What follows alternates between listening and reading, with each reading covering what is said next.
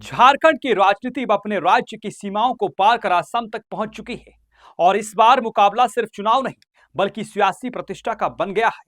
नमस्कार, मेरा नाम है दशरथ प्रधान और आप देख रहे हैं द छोटा नागपुर लाइव। एक तरफ है झारखंड के मुख्यमंत्री हेमंत सोरेन, तो दूसरी तरफ असम के मुख्यमंत्री हिमंता बिस्वा शर्मा। यानी अब घर से निकलकर गढ़ में चुनौती वाली राजनीति शुरू हो चुकी है। झारखंड के मुख्यमंत्री हेमंत सोरेन और कल्पना सोरेन ने असम में चुनावी अभियान की शुरुआत कर दी है।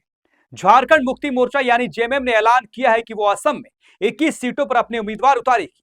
ये फैसला केवल चुनावी रणनीति नहीं बल्कि पार्टी के विस्तार का बड़ा संकेत माना जा रहा है। जेएमएम अब खुद को क्षेत्रीय से आगे बढ़ाकर राष्ट्रीय राजनीति में स्थापित करना चाहती है, पूर्वोत्तर भारत में अपनी उपस्थिति दर्ज करने की कोशिश कर रही है।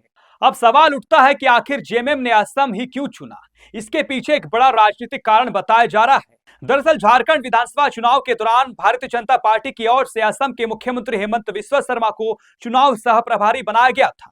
उन्होंने झारखंड में कई बड़े रैलियां की, जेएमएम सरकार पर तीखे हमले बोले, खुले मंच से हेमंत सोरेन को सीधी चुनौती थी। यानी झारखंड की सियासत में असम के सीएम की सीधा एंट्री हो चुकी थी।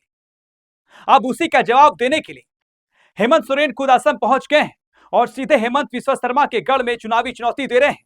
इसे सियासत में पॉलिटिकल काउंटर अटैक के तौर पर देखा जा रहा है। राजनीतिक विशेषज्ञों का मानना है कि यह कदम कई मायनों में अहम है।